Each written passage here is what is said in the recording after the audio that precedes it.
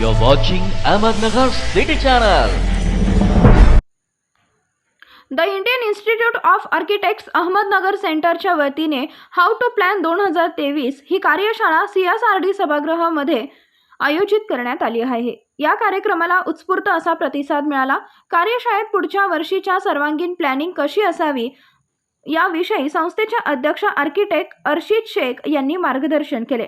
कार्यक्रमाला the Indian Institute of architects अहमदनगरच्या व्यतिरिक्त मोठ्या संख्येने तरुण आणि तरुणी उपस्थित होते।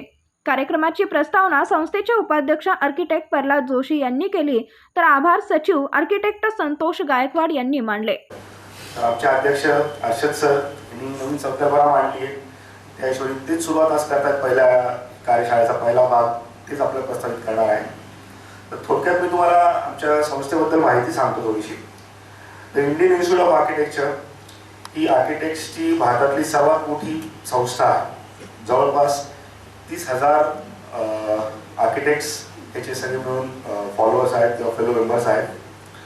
आर्किटेक्चर प्रोफेशन, आर्किटेक्चर एज्युकेशन जोपासण्यात ही संस्था कायम प्रयत्नशील असते।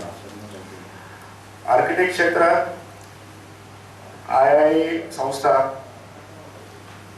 आंतरराष्ट्रीय स्तरावर देखील पोहोचलेली आहे।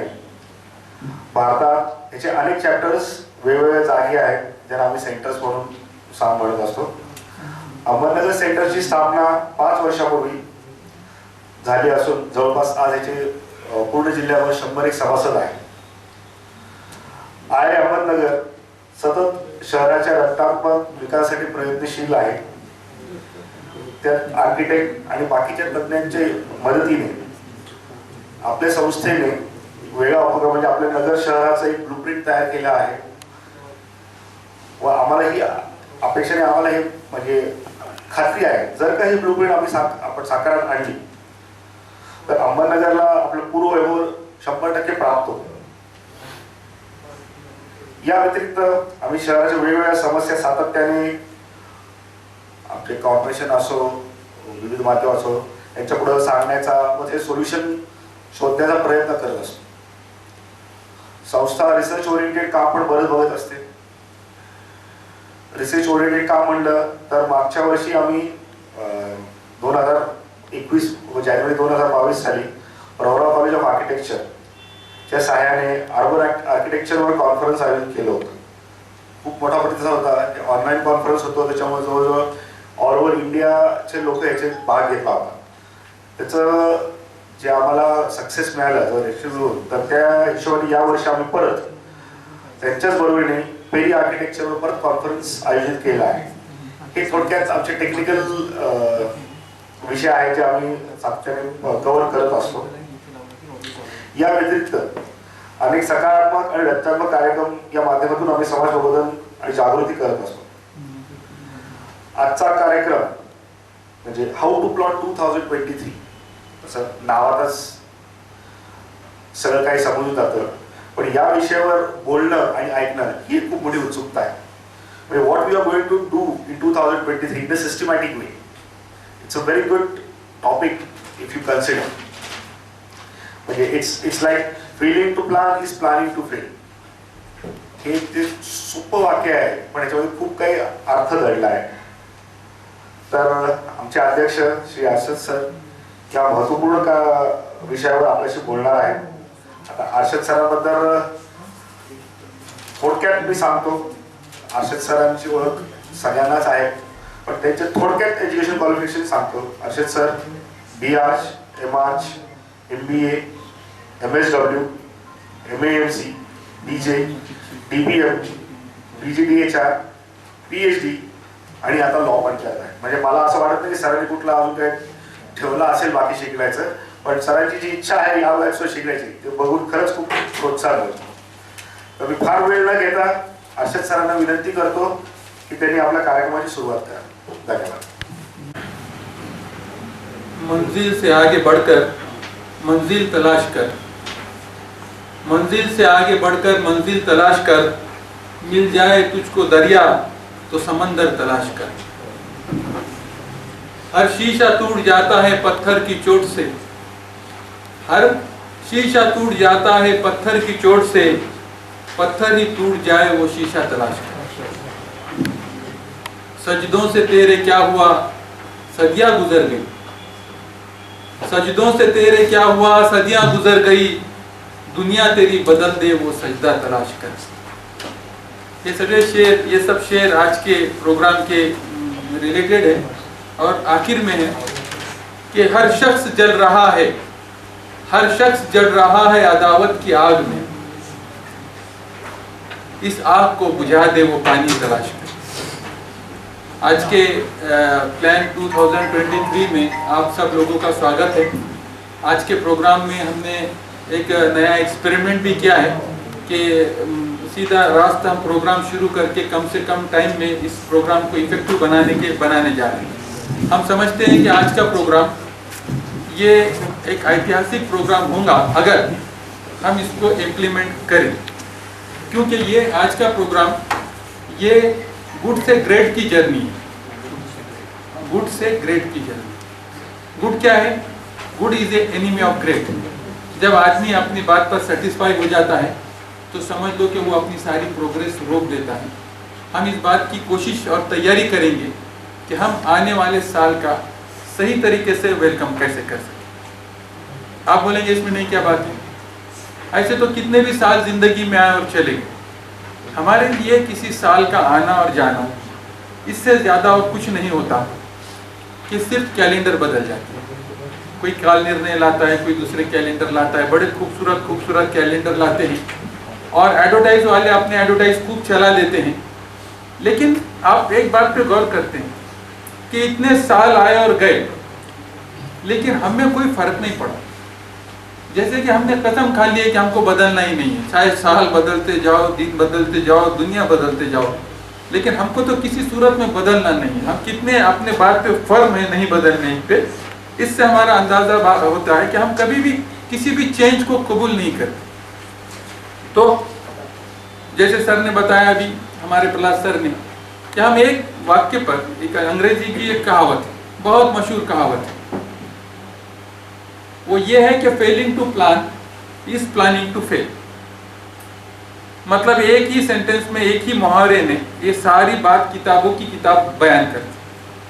वो कहता है, बहुत ही होशियार होगा लिखने वाला, तो उसने एक समंदर को 2 लाइन में कंक्लूड कर दिया। उसने कहा फेलिंग टू प्लान, कि अगर कोई आदमी प्लान बनाने में, अपने ध्येय धोरण बनाने में अगर नाकाम होता है तो वो अपने नाकामी का प्लान बना रहा होता है। Failing to plan is planning to fail. मतलब है कि अगर वो कोई प्लान नहीं बनाता अपने प्रोग्रेस का, अपने कामयाबी का, अपने ध्येय का, तो मान लो वो अपने नाकामी का प्लान बना रहा होता है। तो आप समझ रहे होंगे कि ये प्लानिंग का हमारे पास महत्व कितना है। आपको एक स्टैटिस्टिक्स में दूं कि दुनिया में सिर्फ 3% लोग, 3% लोग, वो सिर्फ प्लान बना के काम करते। मुझे मालूम नहीं कि मैंने ये दुनिया भर का रिकॉर्ड किया, भारत में कितने करते होंगे, शायद 1 या आधा या उससे भी कम। ये तो यूरोप, अमेरिका सब मिला के कहा मैंने, कहा कि बड़ी पॉपुलेशन की बात हो गई है ना। लेकिन और ख़ास बात ये है कि दुनिया में सिर्फ 3% लोग कामयाब होते हैं। मतलब ये है कि जो लोग अपने लाइफ का, अपने आने वाले दिनों का, अपने भविष्य का प्लान बनाते हैं, वही कामयाब होते हैं। मतलब 97% क्या होते हैं? नाकाम होते हैं। आप बोलेंगे ये क्या बात होगी, हम तो जी रहे, खा रहे, पी रहे, मौज मजा कर रहे, एंजॉय कर रहे, सारी तो चीज़ें हो रही है, क्या फ़र्क क्या पड़ता हमारी ज़िंदगी में कुछ प्लान बनाने से और नहीं बनाने से? फ़र्क सिर्फ ये पड़ता है कि हम अपनी ही जगह पर खड़े रहते हैं।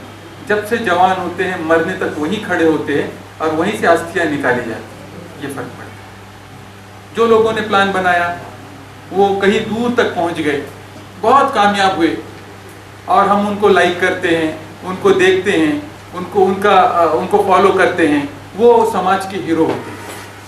समाज के हीरो कौन होता है? वही होते हैं ना जो कामयाब होते हैं। आज तक ऐसा हुआ कि हम किसी नाकाम आदमी को फॉलो करने लगे। कोई आदमी बिल्कुल फेल आदमी है और हम कह रहे हैं बहुत अच्छा है, मैं इसको फॉलो करूंगा, ऐसा कभी हुआ? आप मोबाइल देखते हैं, आप वो न्यूज देखते हैं, आप सोशल मीडिया पे देखते हैं, रवीश कुमार को देखते हैं, इसको देखते हैं, उसको देखते हैं, क्यों देखते हैं? क्या होता है उनमें? वो कामयाब लोग होते हैं, वो कुछ अच्छी बातें आपको बताते हैं, आपको बातें इन्फ्लुएंस करती है। तो what is mean by leadership? Leadership का मतलब है इन्फ्लुएंस, आप कितना प्रभाव डालते हैं। क्यों लोग अपनी जिंदगी को आपके मुताबिक ढालेंगे? उस वक्त ढालेंगे ना जब आप उनसे कोई इन्फ्लुएंस होंगे। अब सवाल यह होता है कि कामयाबी कहते किसको है? What is mean by success? पहले तो ये डिफाइन करेंगे ना। अगर व्याख्या ही हमारी सही नहीं हो गई तो ये सारे प्रोग्राम का मतलब क्या है? सबके पास अपनी अपनी डेफिनेशंस अलग हो सकती है ना। कोई सर कहेगा कि मुझे अच्छे से सोने दो भाई, मैं घूमते रहूंगा, फिरते रहूंगा, मजा करूंगा, जिंदगी एक तो बार मिली है, मजा कर लूं, मजा लूट लूं। उसके पास वो कामयाबी हो सकती है, लेकिन ऐसा नहीं होता। दुनिया में किसी चीज के कोई व्याख्याएं हैं, है ना, लॉजिक्स है जिस पे सारी दुनिया मानती है और उसके हिसाब से चलती है। कामयाबी क्या है? Success means satisfaction. What is satisfaction? कि हमारे पास जो एबिलिटीज है, हमारे पास जो सलाहियतें हैं, जो कुछ है हमारा, हम उसको जब भरपूर तरीके से परफॉर्म करते हैं तो अंतरात्मा खुश होती है कि मैं बहुत अच्छे से काम कर रहा हूँ। ये सेटिस्फैक्शन उस वक्त मिलता है जब हम अपने सारे एबिलिटीज को एक्सप्लोर करते हैं। Success means what? Success means अपने एबिलिटी को उसके एक्सटेंट तक परफॉर्म करना। अब ये तो बहुत बड़ी बड़ी बात हो गई, तो होगा कैसा ये सब? जब तक हम अपने आप को, अपने एबिलिटीज को जांचते नहीं, परखते नहीं, उसको एनालाइज नहीं करते, उसको वर्कआउट नहीं करते, हम उसको परफॉर्म कैसा करेंगे? तो जिंदगी नाम है सेल्फ डिस्कवरी की, अपने आप को डिस्कवर करने, दूसरों को डिस्कवर करने की नहीं। हम अपने आप को, जो आदमी जितना डिस्कवर करता जाता है उतना वो कामयाब होता है। कामयाबी होती क्या है? हमको दुनिया पे काम नहीं करना पड़ता, हमको खुद पे काम करना पड़ता है। जो आदमी खुद को डेवलप करने में रात और दिन लगाता है उसका इन्फ्लुएंस ऑटोमेटिक बढ़ जाता है। खुद को काबू करता है वो, है ना, तो वो दूसरों को काबू कर पाता है। जो आदमी खुद को ही वश नहीं कर सकता वो दूसरों को क्या वश करेगा? हिप्नोटिज्म क्या है? आप हिप्नोटाइज करते हैं, किसी की आंखों में आंखें डाल के बात करते और वो आपके बताए हुए तरीके पे चलने लगता, आप जैसा कहते वैसा करते जाता। ऐसा जैसा होता है। हिप्नोटिज्म ये है कि जब वो अपने अंदर ऐसी शक्ति पैदा करता है जो उसके अंदर भरपूर सेल्फ कॉन्फिडेंस पैदा करती है, वो अपने अंदर वो ऊर्जा पैदा करती है, तब वो एनर्जी ट्रांसफर करता है। तो हिप्नोटिज्म है खुद पे प्रैक्टिस करने का। जब वो पूरी हो जाती है तो फिर वो दूसरों पे करता है। तो जिंदगी नाम है कामयाबी का, कामयाबी होने आए हम। अब सवाल ये आता है कि मैं आपको पूछूं कि आप पिछले ये साल, अब तो गया 2022 में, आप कितने कामयाब हुए? क्या बताएंगे आप क्या बताएंगे? अब मैंने पूछा कि आप कितने % कामयाब हुए, तो आपके पास क्या मेथड है कि आप मुझे समझाएं कि हम इतने %? वो बताइए, कोई मुझे बताए कि आप कितने % सक्सेस हुए। आपके उसको अपने मंजिल का कोई पता नहीं। वो गाड़ी जहाँ जाती वो वापस घूम के आता है और शाम को वो पूरे थक हार के, अपनी पूरी एनर्जी लगा के, पूरी कोशिश करके शाम में फिर नगर के बस स्टैंड पे नजर आता है। और ऐसा वो रोज करता है और सारी जिंदगी करता है। तो कहाँ गया था और कहाँ आया? जहां से गया था फिर वही वापस आया। क्या हमारी ऐसी मिसाल नहीं है? ऐसा क्यों होता है?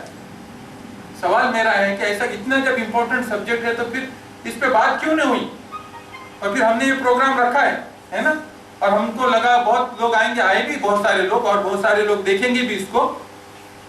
इसलिए नहीं हुआ कि हमारे साथ एक बड़ी समस्या है कि हमारे सिलेबस में ये कुछ पढ़ाया ही नहीं गया। सर आप आ जाइए। हमारे सिलेबस में सिर्फ स्किल पढ़ाई गई। आप डॉक्टर बन गए, आप इंजीनियर बन गए, आप क्या क्या बन गए, लेकिन हमारे अभ्यासक्रम के पाठ्यक्रम में अलग अलग लोग बैठे हैं। यहाँ पे डॉक्टर बैठे हैं, जज बैठे हैं, आर्किटेक्ट, इंजीनियर, सारे फील्ड के लोग यहाँ पर मौजूद है। आप मुझे एक भी अभ्यासक्रम बताएं। मैं कल बता रहा था संगमनेर में भौतिक शास्त्र सिखा दिया, रसायन शास्त्र सिखा दिया, और न जाने दुनिया के सारे शास्त्र सिखा दिए। एक शास्त्र नहीं सिखाया, वो था जीवन शास्त्र। लाइफ साइंसेस हमको नहीं पढ़ाया, और लाइफ साइंसेस नहीं पढ़ाने की वजह से क्या हुआ कि हमको लाइफ जीने का तरीका ही नहीं आया। जब पढ़ाएंगे नहीं तो आएगा कहाँ से? 20-20 साल 25-25 साल क्या पढ़ाया? तो स्किल पढ़ाया। लेकिन किसी एक सब्जेक्ट में मैंने आज तक ये सब्जेक्ट नहीं देखा कि गोल सेटिंग किस तरह से की जाए। आपने देखा क्या? आपको किसी सब्जेक्ट में ये बताया गया है कि किस तरह से गोल सेट करते, ध्येय किस तरह से तय किया जाता है? आपको ये बताया गया कि किस तरह से उस ध्येय को हासिल करने का प्लान किया जाए, जैसे आज हम बता रहे हैं। पता है पढ़ाया?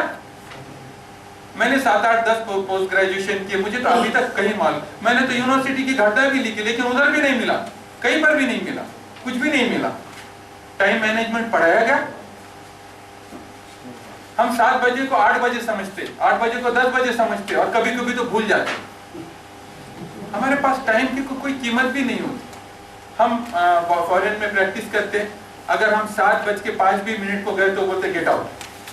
हमको ऐसे आदमी की जरूरत नहीं जो वक्त को नहीं समझता, जाओ हम दूसरा आदमी ला लें। हमको लाइफ मैनेजमेंट पढ़ाया गया? हमको किस तरह से एग्जीक्यूशन टेक्निक है ये पढ़ाई गई? हमको स्ट्रेस मैनेजमेंट पढ़ाया गया? अगर स्ट्रेस मैनेजमेंट स्कूलों में पढ़ाया जाता तो लाखों की तादाद में बच्चे आत्महत्या नहीं कर रहे होते। जो सब्जेक्ट पढ़ाना था वो नहीं पढ़ाए गए। हमको ऐसे मैं बता रहा था कल सर आपको संगमनेर में, हमको sine, cos, tan, chemical reaction ये वो बहुत पढ़ाया गया, लेकिन उसके हमारी जिंदगी में कोई संबंध ही नहीं था कभी। वो साइन, कॉस, टैन क्या क्या मैथमेटिक्स आधे तो बच्चे वो मैथमेटिक्स से डर से ही फेल हो जाते थे, जिसने हमारी जिंदगी में कोई बदलाव नहीं लाया। ऐसे सब्जेक्ट हमको पढ़ाए गए, और वो पढ़ाने वाले को भी नहीं मालूम कि क्यों पढ़ाया जा रहा है। हमको इंट्रोस्पेक्शन नहीं पढ़ाया गया, हमको आत्म परीक्षण नहीं पढ़ाया गया। हमको ये पढ़ाया गया कि किस तरह से लोगों को देखा जाए, उनको किस तरह से फ्रेम में बांधा जाए, और कैसे टेप से उनके नाप लिए जाए। हमको ये पढ़ाया गया, हमको ये नहीं पढ़ाया गया किस तरह से अंदर झांकी। तो इससे हम इससे खाली हो गए। हमको रिव्यू करना नहीं सिखाया गया। This is the life management, this is the life sciences. ये कहीं पर भी नहीं पढ़ाए जाते, और इसलिए ये सारी प्रॉब्लम है कि हमको इस तरह के वर्कशॉप, और इसलिए हम पीछे।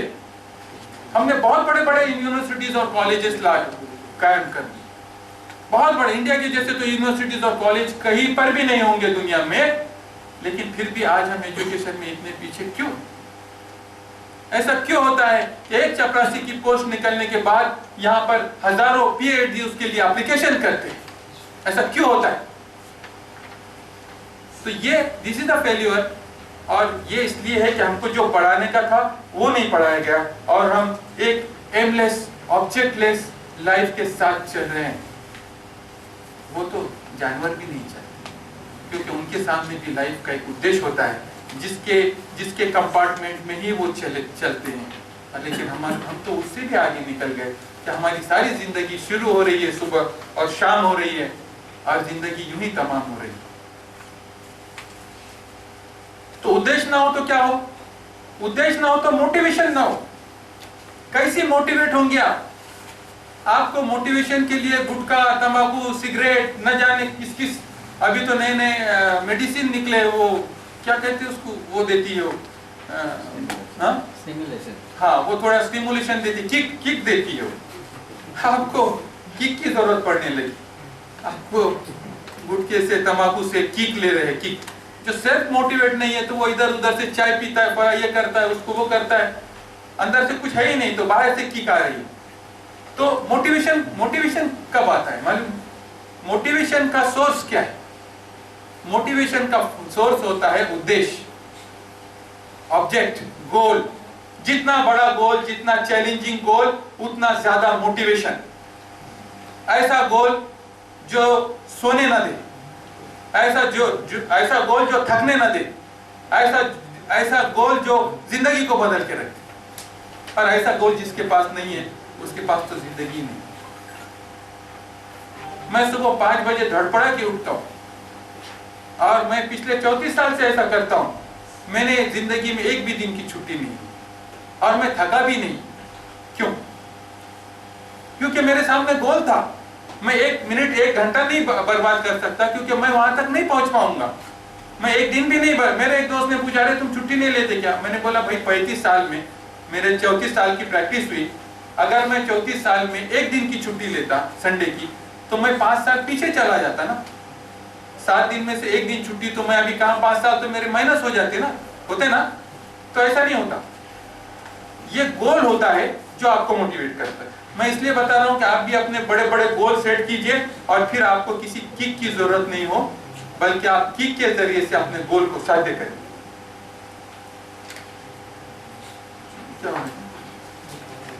तो में एक हम है, कैसी जवानी है ये। हम बचपन से बड़े हुए, किसी को खबर नहीं हुई, बड़े हो गए मर भी गए, बूढ़े हो गए मर गए, किसी कोई कई दुनिया में फर्क नहीं पड़ा हमारे आने से। जवानी वो होती है जिसकी दखल ली जाए। मैंने ये नहीं कहा कि कोई जवानी में कुछ अफेयर्स करके उसकी दखल ली जाए, लोग बोले क्या मजनू जैसा फिर रहा है, ऐसा नहीं कहा मैं। जो स्पैन होता है ना, जो एनर्जी का स्पैन होता है किसी के भी जिंदगी का, वो 20 से 30 साल के बीच में होता है। वो जो कुछ कर पाता है तो इतने ही समय में कर पाता है। 18 से 30 साल के बीच में उसका परफॉर्मेंस होता है, उसके बाद उसके परफॉर्मेंस कम होते जाते। इस उम्र में हम क्या कर रहे हैं? 18 साल की उम्र में सिकंदर, अलेक्जेंडर ग्रेट, वो जाता है एरिस्टोटल के पास, उनके गुरु होते हैं, और कहता है ये कि अरस्तु, मुझे दुनिया जीतनी है। इतना सोच भी आना ये बहुत बड़ी बात है। किसी के जहन में ये ख्याल भी आना कि उसको दुनिया जीतनी है, तो ये सबसे बड़ी घटना है, सबसे बड़ा ख्याल है ये। हमारे तो पास तो हमको तो नगर के अपने मोहल्ला भी जीतने का ख्याल नहीं आता। और 30-33 साल की उम्र में चला गया, बहुत ज्यादा दिन नहीं चला। एरिस्टोटल अपना सिकंदर, बहुत कम उम्र मिली उसको, और दुनिया के जितने कामयाब लोग थे उन्होंने बहुत जल्दी से करिश्मा बताया, क्योंकि ये सबसे ज्यादा पोटेंशियल की उम्र होती है। और इस पोटेंशियल की उम्र में हम क्या होते हैं? व्हाट्सएप खेल रहे होते, हम मैसेजिंग कर रहे होते, हम मजनूगिरी कर रहे होते, आशिक बन जाते। जिस वक्त में हमको कनकौर बनना है, महान बनने की कोशिश करना है, उस वक्त हम क्या कर रहे होते? आशिक बने होते और बड़े खुश होते, और बाद में क्या होते? बाद में क्लर्क बन जाते। वो आशिकी का नतीजा ये हो जाता है कि ऑर्डिनरी आदमी बन। अरे भाई, आप कामयाबी हासिल करो ना, ये सारी चीजें तुम्हारे कदमों में होंगी। लोग ला के खड़े कर देंगे तुम्हारे रास्ते में, लोग बोलेंगे क्या होना, तुम जो चाहे वो तुमको मिलेगा। और फिर ये कि देखिए कुदरत का क्या निजाम है। कुदरत ने किसी के साथ नाइंसाफी की। सबसे पठारी सर या ना, सबसे कुदरत का सबसे बड़ा निजाम क्या है मालूम है? समान संधि, सबको समान संधि। दुनिया की सबसे वैल्यूबल चीज क्या है? क्या है? वक्त। उसने सबके लिए 24 घंटे रख दिए।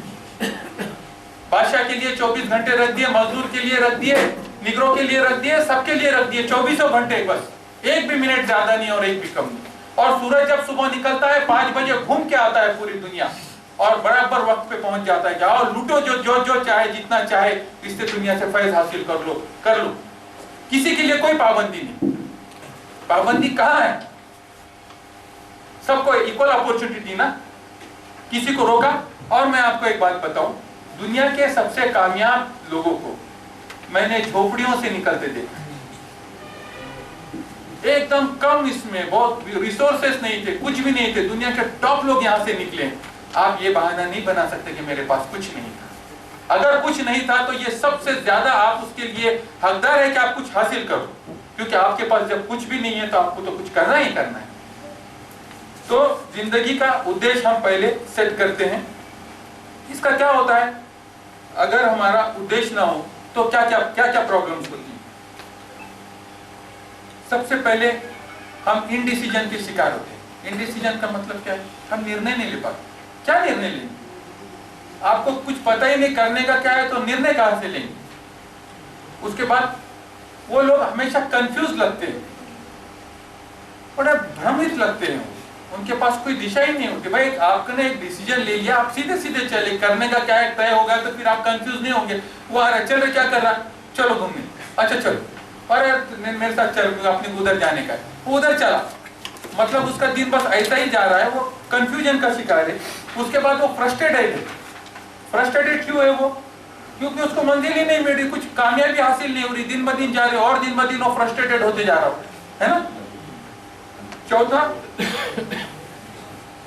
वो बहुत अनऑर्गेनाइज्ड, जो लोग प्लानिंग नहीं करते वो बहुत अनऑर्गेनाइज्ड होते, अव्यस्त होते, कोई चीज का कोई ठिकाना नहीं, बस जो मन में आया करे, जो नहीं आया नहीं करे। लेकिन ये सबके वजह से एक बड़ी बीमारी है, बड़ी बीमारी लगती है, बड़े फ्रस्ट्रेशन में रहते हैं। बोलते हैं सारे लोग कामयाब हो गए, ये उधर आगे जा रहा है, वो आगे जा रहा है, मैं तो जहाँ पे वहीं खड़ा हूँ। और दिन ब दिन जैसे जैसे उम्र जाती जाती तो वो और ज्यादा फ्रस्ट्रेशन का शिकार होते हैं, अनडिसिप्लिन्ड होते हैं, उनके पास डिसिप्लिन नाम की कोई चीज नहीं होती, नो डिसिप्लिन। डिसिप्लिन हमारे पास भारत में बहुत कम पाया जाता है। सॉरी, हमको डिसिप्लिन, हमको पता नहीं कि हम फोन क्यों लेते हैं, हम फोन का जवाब भी नहीं देते। फोन बज रहा है, प्रोफेशनल लोग हैं, कई कई दिनों तक फोन नहीं उठाते, मुझे ताज्जुब होता है। अरे आपको उस आदमी ने पैसे दे के हायर किया है, आप फुकट में सर्विस नहीं कर रहे, आप फोन नहीं उठा रहे, फोन ही नहीं उठा रहे। अच्छा नहीं उठा रहे तो नहीं उठा रहे, आप कुछ बिजी है तो आप बाद में पलट के फोन करें। उनको ये भी पता नहीं कि फोन को ऑपरेट किस तरह किया जाए। 50,000 और लाख का फोन लेते क्यों है लोग आके? जब उसका इस्तेमाल नहीं जानते तो फोन लेते क्यों है आके? उनको तो ये चाहिए कि कोई आदमी काम का फोन कर रहा है, मैं उसको जवाब दूं, उसने मुझे पैसे दे के हायर किया है, मैं उसको उसका सोल्यूशन करने को आया हूं, मैंने उसको जवाब देना चाहिए। तो प्रोफेशनलिज्म हमारे पास है किधर? और फिर आखिर में इनके पास कोई एनालिटिकल कैलकुलेशंस नहीं होती, कोई एनालिसिस नहीं होता, अपने मन की मर्जी, कोई एनालिसिस, सोचने का काम ही नहीं ना, सोचने का काम तो दूसरों ने लिए रखा है। और मैं सोचूंगा दूसरों के बारे में, मैं सोचूंगा गुजरात इलेक्शन में क्या हो रहा है, मैं सोचूंगा वो हिमाचल में क्या हो रहा है, मैं सोचूंगा राहुल गांधी के इसमें कितनी, अरे जाने दो भाई, तुमको क्या करना है, उसके इसमें गर्दी है, वो इलेक्शन जीत रहा है, तुमको पहचानेगा राहुल गांधी गए तो उधर, तुमने उसके वास्ते कितनी दुआएं की, कितना क्या क्या क्या, नहीं पहचानेगा कोई, किसी को आपके बारे में कोई फिक्र नहीं। आप ऐसे प्रेक्षक बने जो वो खेलने वाले को भी नहीं मालूम कि आप उसके तरफ से या अपोजिशन की तरफ से। तो परेशान, व्यस्त हाल, क्या करूं क्या नहीं, अस्थिर और बुरी तरह से परेशान, और सालों के बाद भी ये लोग उसी मुकाम पर पहुंचते। अब हम आते हैं मुद्दे। अब आप यहाँ तक तो समझ गए, कोई सवाल तो नहीं होगा? सवाल होगा तो आप बाद में करें। सबसे पहले मैं आपको ये समझाने की कोशिश कर रहा था कि जो आदमी के पास प्लान नहीं है उसने कामयाबी के बारे में सोचने की इच्छाएं तर्क कर देनी चाहिए, छोड़ देनी चाहिए। अगर कुछ चीज मिलती है तो वो किस्मत से, औरत मिलती है तो किस्मत से मिलती है, खाना पीना मिलता है तो किस्मत से मिलता है, लेकिन इसमें उसका अपना कोई कंट्रीब्यूशन नहीं होता। अब प्लानिंग में सबसे पहली चीज क्या है? प्लानिंग में प्लानिंग का मतलब क्या होता है कि take charge of your life. आप आपके लाइफ का चार्ज लेना चाहते हैं, आप खुद चार्ज लेने का मतलब क्या है? चार्ज लेने का मतलब ये है कि आप आपकी रिस्पॉन्सिबिलिटी कबूल करें। Yes, I am responsible for my each and every act and decision, nobody else. मेरे पिताजी ने क्या कर दिया, मुझे कौन से पोस्ट में डाल दिया, मेरे वो अम्मी ने जाके लड़की देख ली, गले में आ गई, ऐसा नहीं। I am taking responsibility of each and everything, ये सबसे पहली बात है। दूसरी चीज ये है कि वो ब्लेम गेम नहीं करते। हम अक्सर क्या करते हैं, इसका ब्लेम, उसका ब्लेम, उसका ब्लेम, तो वो ब्लेम गेम नहीं करते। तीसरी चीज है कि वो एक्सक्यूजेस नहीं देते। अरे काम क्यों नहीं, अरे वो क्या, मैं सो गया था यार, सर दुख रहा था, अरे वो हर बात में जितने 10-15 एक्सक्यूजेस है ना, उतनी देर में तो काम हो जाता है। लेकिन हम एक्सक्यूजेस, बड़े एक्सक्यूजेस देते, अरे वो अभी काम का क्या हुआ। मेरे एक कंप्यूटर मैंने बनाने डाला था, उसको मैंने भी देखा, मैंने भी सोचा इधर आ सितमगर, हम हुनर आजमाए, इधर आ सितमगर, हम हुनर आजमाए, तू तीर आजमा, हम जिगर आजमाए। तो मैंने भी सोचा कि इसका जिगर में आजमाऊं। 2 साल हर 1-2 दिन को मैं उसको फोन करता था, मेरे कंप्यूटर की हार्ड डिस्क करप्ट हो गई। मैंने देखा कि इंडिया में क्या लेवल पे चलता है काम, है ना, एक्सक्यूजेस। मैं भी देखो बोला, और मैं जीतूंगा बोला, क्योंकि मैंने शेर बोला ना। तो वो 2 साल के बाद बंदे ने मेरे को एज इट इज हालत में वो मेरा कंप्यूटर, वो भी बड़े मुश्किल के बाद रिटर्न किया, और उसको कोई हाथ नहीं लगा। इतने भी एक्सक्यूजेस दिए जा सकते हैं। उसके बाद कंप्लेंट्स, शिकायत यार रास्ते खराब है सब नगर के, बहुत खड्डे पड़ गए, सरकार कुछ करती नहीं सर। ये महापौर है, अरे हम आंदोलन करते तो कभी तो आया करो वो आंदोलन पे, तुम्हारे खड्डों के वास्ते हमने आंदोलन किया, हम तो कार में घूमते हैं, खड्डों में से तुम जाना पड़ता है। पर नहीं, हम जो प्लेटफॉर्म से बात करने की ना उससे हम कभी एड्रेस नहीं करेंगे, हम कंप्लेंट करेंगे। खराब हो गया सब, नगर का तो कोई सवाल ही नहीं। और फिर व्हाट्सएप पे आता है गांव खेड़ा हो गया, क्या क्या क्या क्या चलते रहता, लेकिन एक्टिव पार्टिसिपेशन रिजवान भाई कोई नहीं लेता किसी। और वो जो बैठे हैं उनको भी मालूम है कुछ काम के नहीं है, ये बातें करके शाम तक ठंडे हो जाते हैं, सबको मालूम है हमारी साइकोलॉजी क्या है। उसके बाद जस्टिफिकेशन दे, मैं गलत करूँ नहीं, मैं बरोबर करूँ, मैं हर काम को जस्टिफिकेशन, मतलब ये है कि मैं कुछ भी रहूं, मैं आपको साबित कर दूं कि मैं सही, मैं वकील नहीं हूं, मैं जज में कोर्ट में नहीं खड़ा, आप मुझे जस्टिफिकेशन दे रहे हैं और आप जैसे वकील साहब साबित करते गलत है सही है कुछ भी, ऐसा नहीं होता ना जिंदगी में, हर जगह साबित नहीं हो सकता। इसलिए निर्णय बहुत सोच समझ कर लेना चाहिए, हर लम्हा आपको निर्णय लेना होता है। एक गलत निर्णय, जिंदगी का एक गलत निर्णय आपको कितना पीछे ढकेल सकता है मालूम। आपने सांप सीढ़ी देखी हो, अपन बचपन में खेलते थे, वो बड़े बड़े सांप होते थे। एक तो सांप से मुझे बहुत डर लगता था, वो 99 पे से ना सीधा 2 पे ला लेता था और मैं अक्सर उससे नीचे आ जाता था, करके अभी मुझे बड़ा डर लगता है कि वो 99 पे से मैं नीचे ना आ जाऊं। तो एक गलत निर्णय वहां से नीचे ला देता है ना। तो ये इतने जब हम चार्ज लेते हैं और अब बहुत सीरियस हो जाते हैं कि अभी अब ठीक है, जो हो गया सो हो गया, अब आइंदा जिंदगी हम अच्छी करें, जान दो 20, 22, 25, 30, 40, 50 साल जो भी हो गए, अभी भी तो बहुत सारा बचा है ना। जिंदगी तो एक लम्हे में चेंज हो सकती है। अब हम प्लानिंग पे आते हैं, मेरा तीसरा टॉपिक।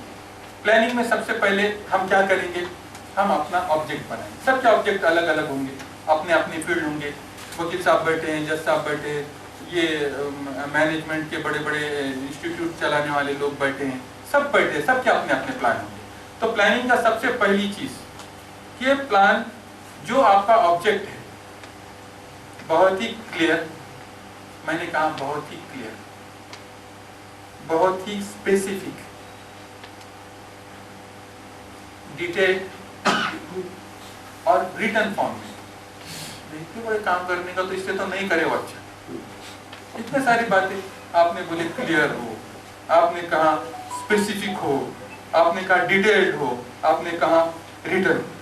मैंने ऐसा क्यों कहा? इसलिए कि हमारी बुद्धि ये बहुत बच्चे से ज्यादा जिद्दी रहती है। ये कोई वेग बात नहीं समझती। इसको अगर ये कहा जाए कि मुझे ये किताब पढ़नी है, बोलते ठीक है कर पढ़नी है, वो आश्वासन है, तुम रख दो बाजू। वो ये बात कभी स्वीकार नहीं कर, कभी नहीं लेती। आप कोशिश करके देखो, मुझे ये करना है, बोलते ठीक है करना है ना तो करना है बस। हर आदमी के जहन में हर रोज साइकोलॉजिस्ट ये बताते हैं कि 40,000 विचार आते हैं और जाते हैं। 40,000 ऐसे कितने भी बात करते, वो सबको थोड़ी इंटरटेन करते बैठेंगे वो दिमाग, उसको भी कोई काम धंधे है कि नहीं कि वो तुम्हारे हर ख्याल को इंटरटेन करते बैठेगा। वही ख्याल पकड़े जा सकते हैं, बांध के रखे जा सकते हैं जो लिखे जाते हैं। आप उसको क्या कर रहे हैं, बांध के रख रहे हैं, लिख ले रहे हैं। आप लिख रहे हैं तो क्या कर रहे हैं, आप अपने आप से कमिटमेंट कर रहे हैं कि नहीं मैं ये करूंगा। आप ऐसे सब चीजें तो नहीं लिखते ना, ऐसे हजारों ख्याल आए और गए, आपने चंद चीजें लिखी, ब्रेन ने कहा ओके ये लिखा। क्या लिखा कि फिर मुझे ये समझाना है मेरे ब्रेन को, वो 4 चीजें जितनी पावरफुल तरीके से आप उसको समझाओगे उतना आपको बेटर रिजल्ट्स मिले। वो बच्चा है, मैं आपको कह रहा हूं बच्चा है, वो कहता है व्हाट क्या है, समझा के बताओ। फिर उसको पूरा इलेबोरेट करना पड़ता है, भैया ये ऐसा और ऐसा और ऐसा ऐसा है, ओके अच्छा ऐसा है। फिर वाई क्यों करना है, अरे है तो ठीक है ना, रहने दो ना, तुम्हारे को उससे क्या लेना देना है। फिर हमको उसको ये समझाना होता है क्या हुआ है, क्यों, हमारा इससे क्या संबंध है, हम इसमें क्यों इंटरव्यू कर रहे हैं, क्यों इंटरफियर कर रहे हैं, हमारे मसले से क्या संबंध है। फिर तीसरी चीज होती है हाउ, ओके अब मान लिया, ब्रेन ने मान लिया मुझे करना है, ये क्यों करना है। अभी हमारी ये बच्ची बैठी, उसको करना है एमार्च करना है टाउन प्लानिंग में, तो पहले बोली मुझे एमार्च करना है बाबा, मेरे को एमार्च करना है। एमआर्च करने से ये फायदे हैं कि आगे चल के मुझे पोस्ट ग्रेजुएशन होना चाहिए, ये करना है वो करना है। ओके बोलेंगे हाँ। फिर वो बोलेंगे व्हाई, तो उसका पूरा आपने जवाब दिया। फिर वो तीसरा पूछेंगे हाउ, कैसा करेंगे आप, फिर मुझे ऐसा करना है वैसा करना है वैसा करना है, सारी डिटेल इंफॉर्मेशन उसको दे। और फिर आखिर में होता है कब करना है, जब तक कोई प्रोग्राम टाइम बाउंड नहीं होगा तब तक वो बेकार होगा। आप कहेंगे ओके ठीक है सब मान लिया, लेकिन मैं अगर कहूं, मैं कोई भी किताब ऐसी हाथ में लेता हूं ना, तो मैं पहले ये डिसाइड करता हूं, ये बुक मैं देखता हूं पहले। मुझे एक मेरे दोस्त ने किताब का नाम था अपुलेश वाद अपुलेश। अच्छा मैंने बोला ये मैं क्यों पढ़ूं, मैंने वो महबूब सर से पूछा मैं क्यों पढ़ूं, क्योंकि मैं बिला वजह तो कुछ पढ़ने नहीं लगा ना, हजारों लाखों करोड़ों किताबें मैं थोड़ी सब पढ़ने लगा। मुझे क्या करना है, जो चीजें मेरे संबंधित रहेंगी मैं उसी को पढ़ूंगा, मेरे पास इतना टाइम तो है नहीं मैं फालतू किताब। उन्होंने बोली बड़ी अच्छी किताब है, चढ़वड़ के लिए एक बहुत अच्छा प्रोग्राम है, तू पढ़। अच्छा मैंने ठीक है अच्छा अच्छी सब्जेक्ट, अच्छा मैं पहले सब्जेक्ट पढ़ लेता फिर किताब हाथ में लेता। तो मैं किताब हाथ में लेने के बाद ये डिसाइड करता कि ये किताब है ना, ये आज 3 तारीख है, मैं इसको 7 तारीख को खत्म कर दूँ, तो ये मेरी किताब खत्म होती है। जिस दिन मैं कहता ये किताब पढ़नी है तो वो मैं कब तक भी पढ़ते रहता हूँ। जब मैं ये तय कर लेता कि ये किताब मुझे इतनी दिन में फिनिश करनी, तो उतने ही दिन में वो ब्रेन फिर उसको हमेशा पुश करता है कि ये किताब रहेगी, बैलेंस है, दूसरी किताब हाथ में मत ले। तो दूसरी चीज रिटर्न का मतलब ये होता है कि जब आप किसी चीज को लिखते हैं तो वो सिर्फ कागज पे नहीं लिखा जाता, आपके ब्रेन पे स्क्रैच होना शुरू होता है। आप जब लिखते हैं तो आप मानो आपके ब्रेन पे लिख रहे हैं, वो आपकी सेल्फ कमिटमेंट है। इसलिए जो भी टारगेट, जो भी गोल्स है भैया, आप पूरी तरह से उसको डिटेल में लिख लो। बहुत ज्यादा टाइम नहीं लगता, लेकिन एक बार आपने ये प्रैक्टिस कर ली तो आपका ब्रेन आपका पीछा नहीं छोड़ता, वो बोलता आप पहले करना ही था, अभी दूसरा हाथ में मत ले, ये पहले कर, ये तेने पहले डिसाइड करा। वो बार बार हमको रिमाइंड करता जाता है। और फिर ब्रेन है ना भूलता है ना, तो उसको हमेशा क्या होता है, रिटर्न फॉर्म में हमारे पास अगर कोई चीज है तो हम उसको देख सकते हैं, एनालाइज कर सकते हैं। ये हमारे पास स्कोर बोर्ड होता है, स्कोर बोर्ड पे देखिए आप प्लेयर हमेशा नजर होती है, कितने ओवर बचे, कितने रन बचे, वो हिसाब से वो अपना स्पीड तय करता है। अगर स्पीड रन कम हो गए होंगे तो थोड़े फास्ट स्ट्रोक खेलता है, ऐसा हम कर सकते हैं। दूसरी चीज ये होती है कि गोल मेजरेबल। ऐसा नहीं तो कुछ तो एक बात कर ली, वो नहीं, मेजरेबल कि इससे क्या फायदा नुकसान, हर चीज हमारे पास तय होनी चाहिए कि इसके क्या इफेक्ट्स है, वो मेजर करते आए। ऐसा कुछ भी बता दिया ऐसा कर देने का तो वो ब्रेन नहीं करता। मैंने कहा तीसरा टाइम बाउंड हो, चौथा चैलेंजिंग हो। कुछ नहीं बोला मैं सुबह कॉलेज को जाऊंगा, ये गोल थोड़ी हुआ ना, मैं कल उठ के ऑफिस को जाऊंगा, ये गोल नहीं है, ये रूटीन है। गोल ऐसे हो जो चैलेंजिंग, जो आपकी नींद उड़ा दे बस आप, और आप उसको पाने की भरकस कोशिश करें, वो है चैलेंजिंग गोल। और फिर वो जो चैलेंजिंग गोल होते हैं ना, वो आपको थकने भी नहीं देते। आप कोशिश करके देखो, आप चाहे भी तो थकेंगे नहीं। थकता उस वक्त आदमी जब एग्जॉस्ट हो जाता है, एग्जॉस्ट उस वक्त होता है जब आपके एनर्जी लेवल इस वक्त से खत्म होती है कि आपकी गोल में थोड़ी सी नरमाई आ जाती, फिर वो बैलेंस हो और फिर आपके वैल्यूज से वो सामने रखता हो। और आखिर में जो उस किताब में नहीं लिखा था, ये मैं समझता हूँ कि ये बुक है ना गोल्स, ब्रायन ट्रेसी की, इसको भारत सरकार ने 5वीं से सारे स्कूलों में कंपलसरी कर देना चाहिए। मैंने गोल सेटिंग पे इससे बेहतरीन किताब पूरे दुनिया में मैंने तो नहीं पढ़ी, होंगी और भी, लेकिन ये सबसे बेहतरीन किताब है गोल्स। ये सारी भाषाओं में, दुनिया की सारी भाषाओं में अपने पास भी, हिंदी, मराठी और सब लैंग्वेज में आप एक बार पढ़ लीजिए। इसमें पूरा का पूरा तरीका गोल सेटिंग का बहुत अच्छी तरह से बताया गया, बहुत सिंप्लीफाई वे में। तो ये सिलेबस की किताब हमारी बननी चाहिए, ठीक है। और मैंने 8वीं चीज जो इसमें नहीं लिखी कि वो गोल हो जो लोगों की जिंदगियों में वैल्यू ऐड करे, है ना, अपनी जिंदगी का नहीं, दूसरों की जिंदगी में वैल्यू ऐड करे, ठीक है। मैं 3 टॉपिक पूरे कर लिए। टाइम क्या हो गया है ना, अभी या सर्विस जो भी कुछ हम करते हैं ना, मतलब काम, जिंदगी के 3 हिस्से होते हैं।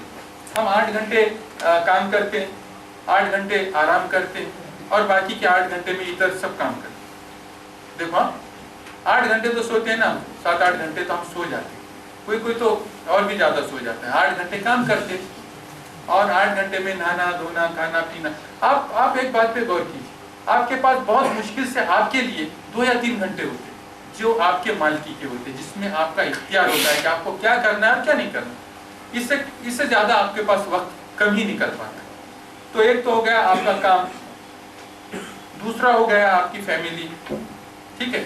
जो स्टूडेंट्स हैं उनकी अभी कोई फैमिली नहीं है, ठीक है, तो उनके ये 7-8 घंटे अभी फिलहाल बच रहे हैं, तो और भी बहुत सारा काम उसमें अपने प्रोग्रेस में लगा सकते हैं। तीसरी चीज हो गई हमारा पर्सनल लाइफ, ये बहुत इंपॉर्टेंट है, मैं आगे एक्सप्लेन करूंगा। और पांचवी चीज है कि सोशल लाइफ। मैंने 4 हिस्सों में बताया। आपके पास और ज्यादा पोर्टफोलियो है तो आप और पोर्टफोलियो बनाइए। लोग अध्यात्म करते हैं और भी क्या क्या करते हैं, तो वो अपने हिसाब से पोर्टफोलियो को बढ़ा सकते हैं, उसके सब डिवीजन कर सकते हैं, ठीक है। लेकिन आप प्लान करने के पहले एक बात समझ लीजिए। सबसे पहली चीज जो करनी है वो ये कि आज से मैं जब प्लान करना है, अभी तक तो मैंने किया नहीं, तो अब मैं सबसे पहले क्या काम करूंगा। सबसे पहले मैं ये काम करूंगा कि मैं कहाँ ठहरा हूं आज, उसको मैं एनालाइज करूंगा। मतलब मैं अपना शॉर्ट एनालिसिस करूँ। शॉर्ट एनालिसिस का मतलब क्या होता है कि मेरे स्ट्रेंथ क्या है, मेरे वीकनेसेस क्या है, मुझे अपॉर्चुनिटीज क्या है, सर थ्रेट क्या है। अब ये हर किताबों में लिखा होता है, मैं थोड़ा सा सिंप्लीफाई करूँ। असल में बात ये होती है कि हमको अपनी ही स्ट्रेंथ पता नहीं होती, कितने अफाट स्ट्रेंथ के साथ हम पैदा हुए हर आदमी। लेकिन प्रॉब्लम एक है कि हर एक अलग अलग एबिलिटी के साथ पैदा। हर आदमी इंजीनियर नहीं बन सकता, हर आदमी डॉक्टर नहीं बन सकता। लेकिन हमारे पास मापदंड क्या है मालूम है कि जो डॉक्टर है इंजीनियर है वही बहुत अच्छा, उसी को लड़की देते है ना, और देखते लड़का डॉक्टर है क्या इंजीनियर। अरे ऐसा नहीं है, वो जहां पर भी है वो अपने फील्ड में माहिर हो सकता है। एक अच्छा फिटर हो सकता है, एक अच्छा टेलर हो सकता है, एक अच्छा कुक हो सकता है, कुछ भी हो सकता है, क्योंकि सबके सेट ऑफ एबिलिटीज अलग अलग है। हम इंसिस्ट हमारे बच्चों को क्या करते हैं कि जो ट्रेंड चल रहा है उसके हिसाब से चलो। ऐसा नहीं होता, उसका जिसमें इंटरेस्ट है उसके हिसाब से अगर हम चलते रहे तो वो बच्चा आगे जाके बहुत कामयाब हो सकता है। लेकिन हम जबरदस्ती उसको क्या करते हैं अपनी मर्जी से। हमारा तो भारत में अलग ही हिसाब है सर। सारे काम बच्चों ने हमारी मर्जी से करना। कौन से कोर्स में जाना ये बाप डिसाइड करेगा, कौन से लड़की से शादी करने का ये माँ डिसाइड करेगी। हर काम माँ बाप ही करेंगे, उसको मरने तक छोड़ते नहीं है माँ बाप भी। लेकिन ऐसा नहीं काम है, उनकी भी सुनना चाहिए। ऐसा नहीं है मैंने बोल दिया तो सब चले अपने अपने घरों को अपने ऐसा बोले थे ना। मैंने ये कहा कि तो स्ट्रेंथ आप सबसे पहले आपके 5 देखो, आप जब अंदर सेल्फ एनालिसिस करेंगे ना, आपको बड़ा एक दुनिया मिली, आपके अंदर एक दुनिया समाई, इतनी बड़ी दुनिया। आप देखेंगे कि क्या अंदर है, मुझे पता ही नहीं चला मेरे अंदर क्या क्या एबिलिटीज है। समंदर है एक समंदर, लेकिन ये समंदर दिए छोड़ के और दूसरों के देखते बड़े वो क्या कर रहा। हमारे शाम में मैं सोचता हूँ ये रात में बच्चे 2-2 बजे तक क्या आखिर गप्पे क्या मारते होंगे। ऐसे कौन सा सब्जेक्ट, इतने तो यूएनओ में भी नहीं होते। ये आखिर ऐसा कौन सा सब्जेक्ट जो खत्म ही नहीं होता, फिर क्या बातें करते होंगे ये लोग।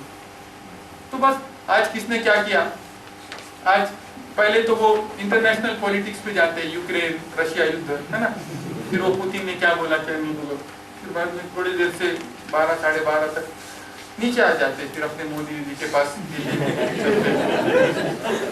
फिर वो शाह ने क्या बोला ये क्या बोला, फिर वो एंकर ने क्या बोला उसने क्या बोला, फिर थोड़ा महाराष्ट्र में आते समृद्धि मार्ग का क्या उद्घाटन होने वाला है। लेकिन होता ये है कि वो मोहल्ले तक आते आते ना सुबह हो जाती। जो उनका जुरिडिक्शन होता है ना उस पर तो बात ही नहीं होती। वो ऐसे जुरिडिक्शन पे बात करते हैं जहाँ पर इनका कोई हस्तक्षेप नहीं होता। और हमारी सारी जिंदगी इसी बात में जा रही है कि हम ईरान तुरान की बातें करते हैं और हमारा जो इन्फ्लुएंस का जो एरिया है उस पर हमारी बात ही नहीं होती और हम कर ही नहीं पाते, ठीक है ना। तो हम अपनी पहले स्ट्रेंथ देखिए, दूसरी हमारी वीकनेसेस देखिए। बहुत सारी वीकनेसेस हो जाती है। वीकनेसेस क्यों आती है? वीकनेसेस आती है कि जब हम सेल्फ इंट्रोस्पेक्शन नहीं करते। मैं कभी किसी दिन सिर्फ सेल्फ इंट्रोस्पेक्शन पे अपन कभी एक बार सेमिनार लेंगे, आधे घंटे का लेंगे शेर के साथ। सेल्फ इंट्रोस्पेक्शन क्या है, आत्मचिंतन क्या है। और आप देखिए दुनिया के सारे बड़े बड़े लोग, आप पूरे दुनिया के बड़े बड़े लोगों का अभ्यास कीजिए। वो एकांत में चले जाते, रह रहे के एकांत में चले जाते। वो आइसोलेट हो जाते, कुछ दिन तक आइसोलेट होते, कुछ सोच के आते, फिर वापस आते, फिर आते। हमको तो एकांत स्मशान भूमि में ही मिलता है बस, जब तक तो हमारे पास एकांत का कोई काम ही नहीं होता। तो वो एकांत में जाके क्या करते, वो सेल्फ एनालिसिस करते, खुद को देखते, खुद में झांकते, क्या झांकना है खुद का। जब तक हम सही तरीके से जायजा नहीं, क्या है ये सेल्फ इंट्रोस्पेक्शन क्या है? मैं कहता हूँ कि ये एक बारूद की कंपनी है, एमिनेशन फैक्ट्री, मालूम है? वहाँ सारे बारूद बनती है, बाहर आ गया तो सबको उड़ा के रख दिया, हमारे सबको साथ में। तो वहाँ के जो चेक पोस्ट है ना, बहुत ज्यादा सीरियस रहते हैं, वो बहुत ज्यादा अटेंशन रहते। भाई ये लेके गया बाहर तो क्या कर देगा, ये सारे दुनिया को उड़ा देगा, है ना।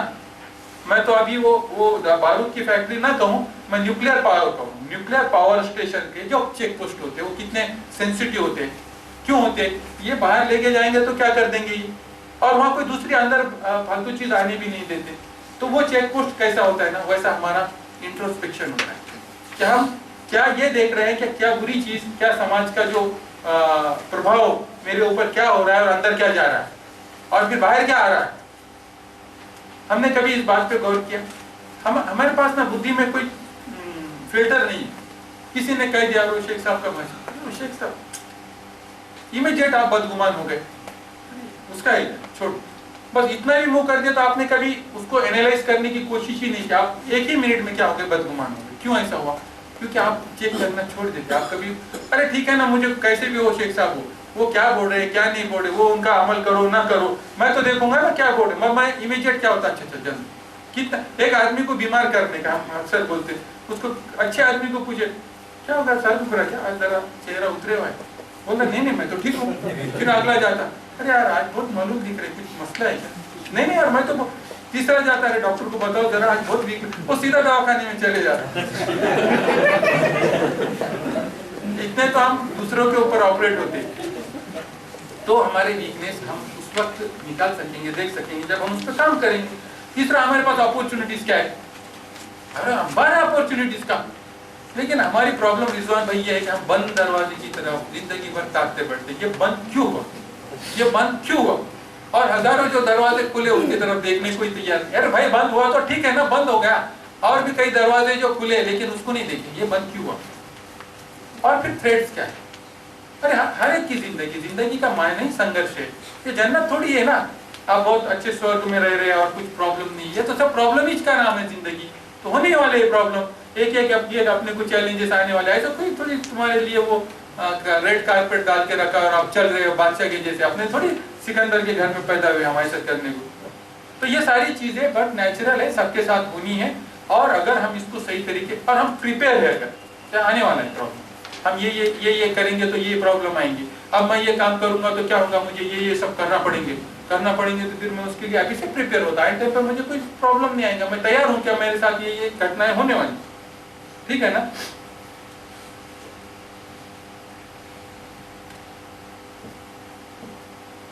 अब मैं और आपको जैसे आप कह रहे भाई ये चाबी आप जाओ मेरी गाड़ी चालू करके ले जाओ, आपको मैंने दे दिया जैसा, तो आप बोलेंगे ओके ठीक है, जहाँ गए आप, पर आपके पास चाबी नहीं है।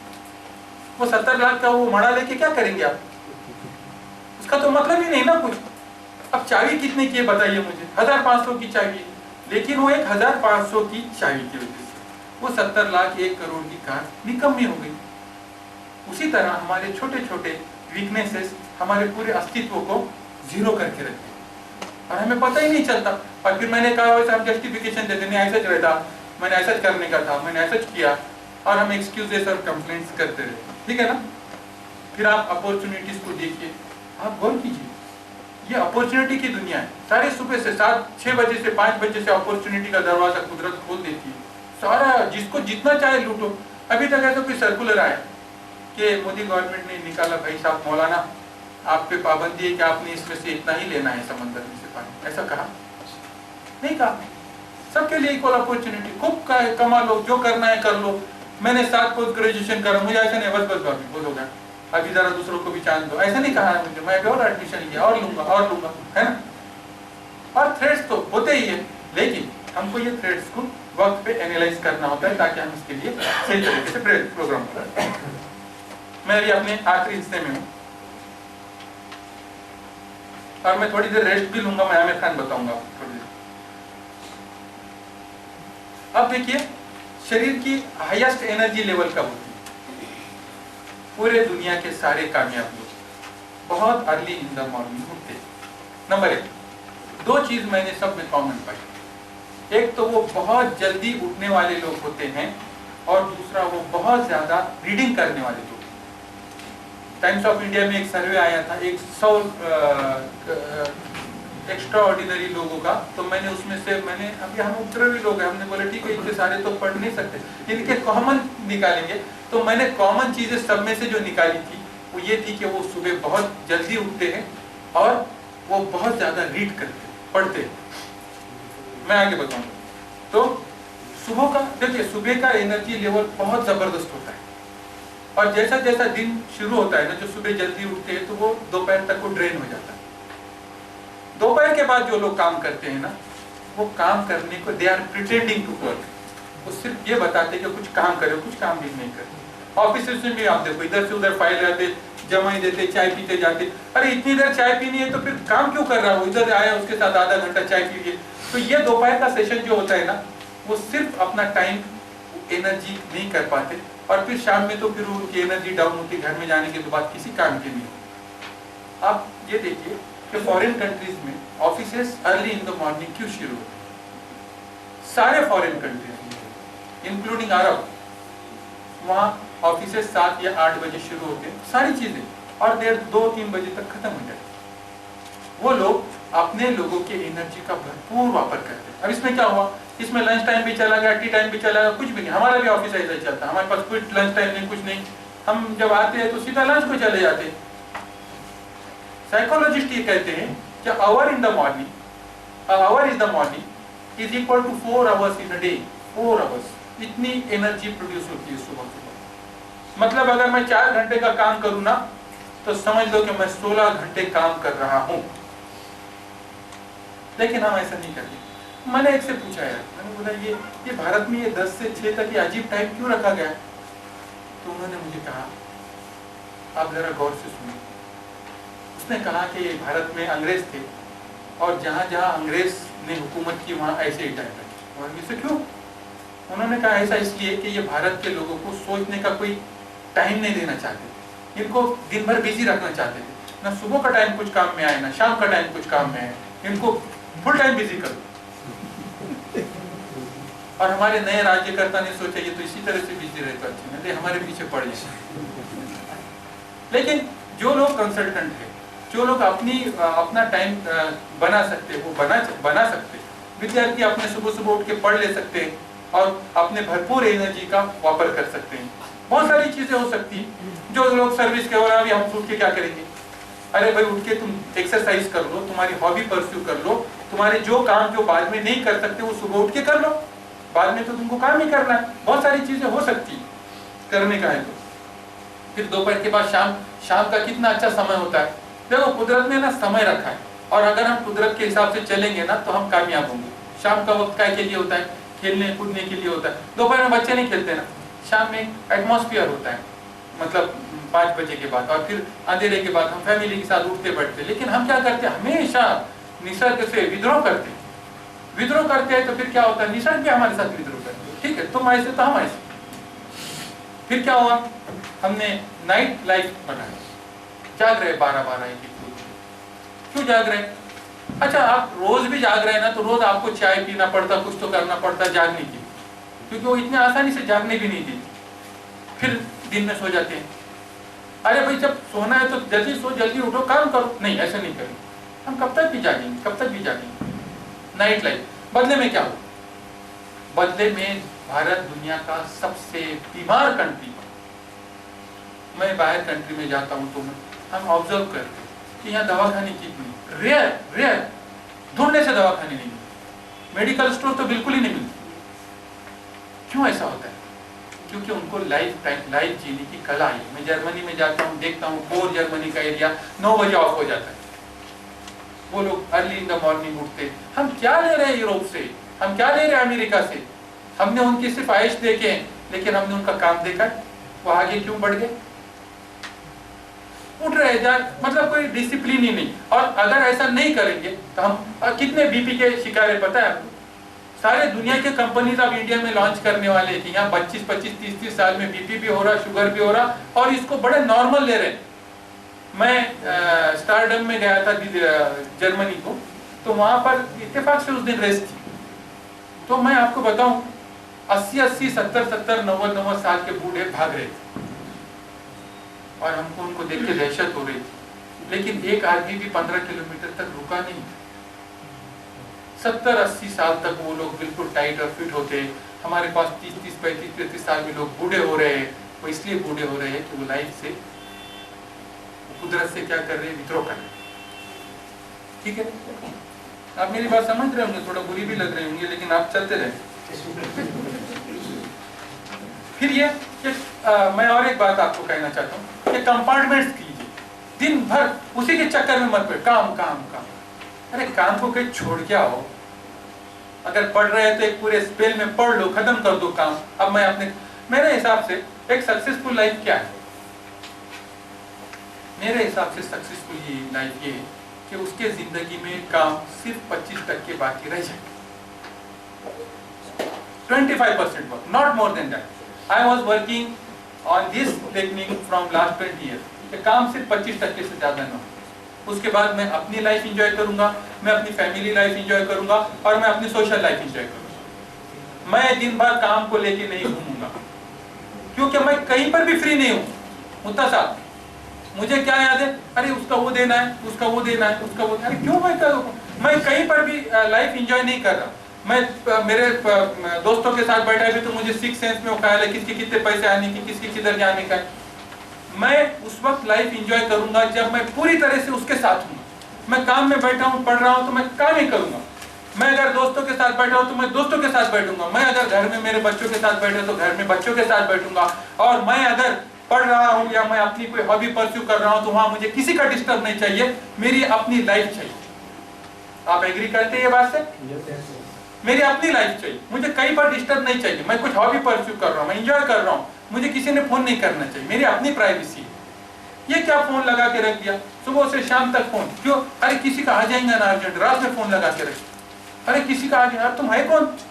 रात में 12-1 बजे फोन आएंगे और तुम बाद में क्या करेंगे? डॉक्टर है तुम? नहीं, लेकिन वो किसी का अर्जेंट आए तो क्या करेंगे? अरे तो तुमको जरूरत है तो आके ढूंढ लेगा तुम्हारा घर। इतनी भी क्या पड़ी है लोगों की सेवा की जो तुम इलेक्ट्रोमैग्नेटिक वेव्स में सो रहे हो? वो आ जाऊंगा। तो लाइफ को एंजॉय करना है तो जो वर्क है, वर्क को वर्क प्लेस पे छोड़ दो, लिव इट। अब आप निकल गए बाहर। हम क्या करते हैं, सुबह 7 से 2 तक काम करते हैं, उसके बाद भूल जाते हैं, ऑफिस ही बंद कर देते हैं। उसके बाद घर को आते हैं, अपना खाना पीना, अपना पर्सनल लाइफ, उसके बाद सोशल लाइफ, सारे सब काम करते हैं हम। लेकिन हम दिन भर काम लेके नहीं घूमते, न दिमाग में और न साथ। हो गया?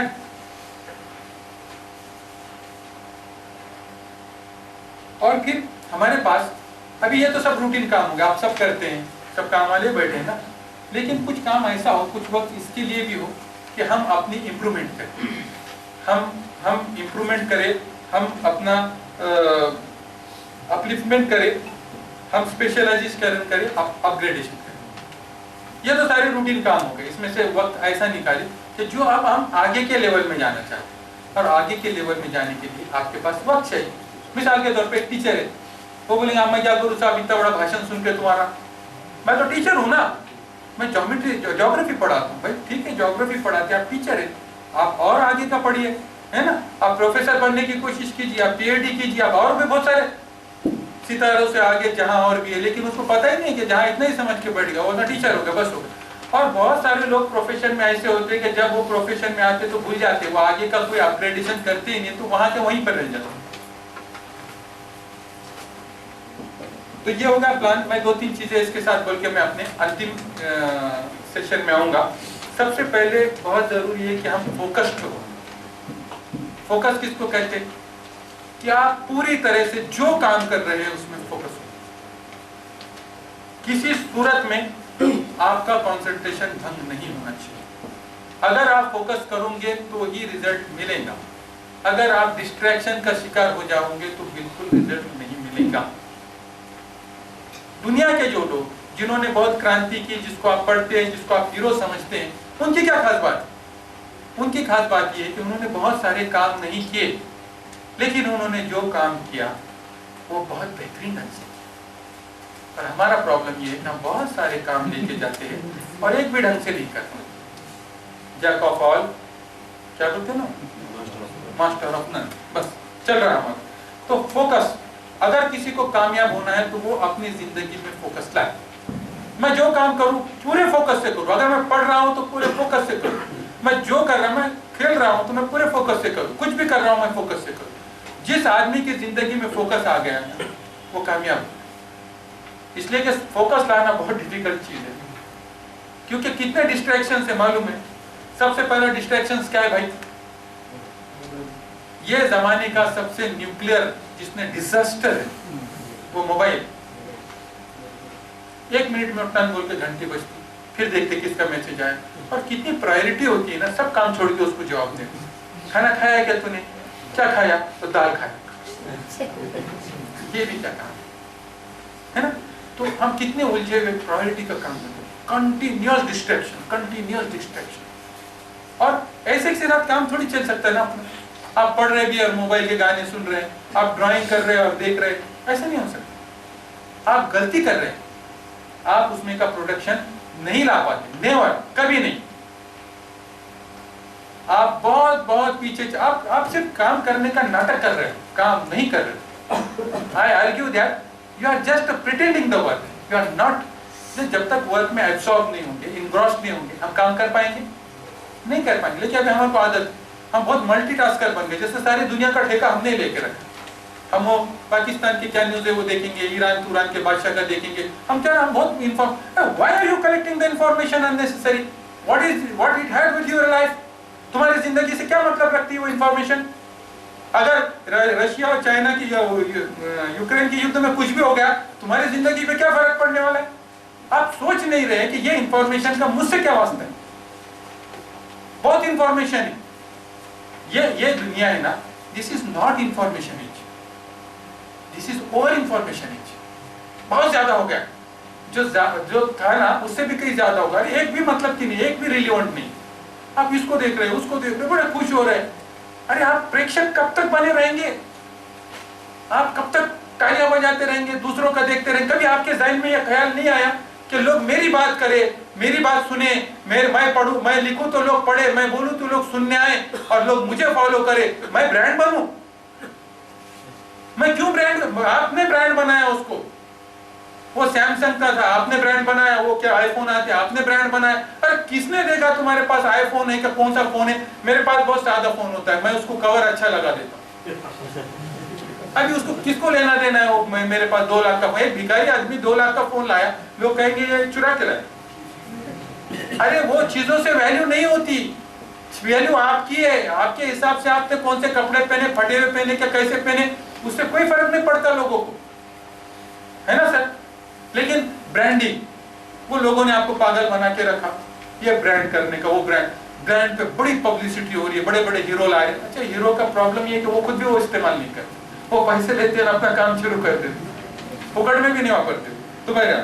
तो ये लगो, मैं जरा पानी भी पी लेता हूँ, जरा बताता हूँ इसके छोड़ने का क्या उपयोग है बताओ। और जिसमें जो स्पेसेस रहते हैं ना, वही सबसे हमारा कंट्रीब्यूशन रहता है, जिसमें हम सोच सकते, कुछ इंटरप्रेट कर सकते, कुछ आत्मचिंतन कर सकते। वो कह रहा था कि मैंने बहुत सारी चीज़ें की और मैंने सिर्फ 15 दिन में 2 साल का काम कर दिया। तो ये कह रहा था कि बहुत बड़ा हर्डल था मेरे ज़िंदगी में, जो मैं बहुत अपने आप को फ्री महसूस कर रहा हूँ। तो हम समझते हैं कि सब लोग भी इस बात की कोशिश करें, या कम से कम उसको बहुत कम इस्तेमाल करने की कोशिश करें, क्योंकि दोनों चीज़ें साइमल्टेनियसली नहीं जा सकती। ओके, अभी अगला ये है कि तीसरी चीज़ ये है कि हम काम करते हैं लेकिन इफेक्टिव काम नहीं करते। इफेक्टिव काम का मतलब है जो रिजल्ट ओरिएंटेड काम होता है उसको इफेक्टिव कहते हैं। अदरवाइज हम काम करते रहते, बहुत करते, घर वालों को भी लगता बहुत पढ़ रहे, अरे क्या पढ़ रहे, उसका कोई मतलब रिजल्ट ही नहीं आ रहा। तो पढ़ना क्या है, एक प्रोसेस का हिस्सा है। आगे ये है कि हम है ना बहुत इमोशनल लोग हैं, हम प्रोफेशनल कम होते। प्रोफेशनल लोग इमोशनल नहीं रहते, वो रैशनल लोग। रैशनल का मतलब ये है कि हम कोई चीज़ को एनालिटिकल बहुत ज़्यादा दिल पे नहीं लेते है ना, वो तो ठीक है, नहीं वो तो नहीं, तो ऐसा कैसा हुआ, उसने मुझे ऐसा कैसा बोल दिया, उसने ऐसा बोल दिया तो फिर हम दे दूँगा। फिर हमारे पास एक फाइल शुरू हो जाती है और फिर वो फाइल कभी बंद ही नहीं होती। हमारे ब्रेन में ऐसे कितने फाइल है, कोई बोल दिया तो बोल दिया ना, लेकिन ऐसा नहीं, बोल दिया ना अब मैं उसको देखता हूँ। अभी हम पर्सनल लाइफ की तरफ आते हैं। अभी मैंने कहा प्रोफेशनल, दूसरा मैंने कहा पर्सनल। फैमिली पे ज़्यादा मैं कुछ डिस्कस नहीं करूंगा, जिसके उसके अपने अपने फैमिली के गोल है। मैं पर्सनल पे थोड़ी देर ठहर के आगे बढ़ता हूँ। पर्सनल का मतलब क्या है, हम इतने सारे काम करते, सारी दुनिया को खुश रखने की कोशिश करते, लेकिन हम अपने पर्सनल चीज़ों पे कभी ध्यान नहीं देते। पर्सनल का क्या मतलब है कि हम अपने हेल्थ, अपने टोटल हेल्थ, मेंटल हेल्थ और फिजिकल हेल्थ कितना वक्त दे रहे। कितने लोग, बताओ मुझे हाथ ऊपर करके, कि आप में से बैठे हुए कितने लोग रोज रेगुलर एक्सरसाइज जिम करते हैं 1 घंटा?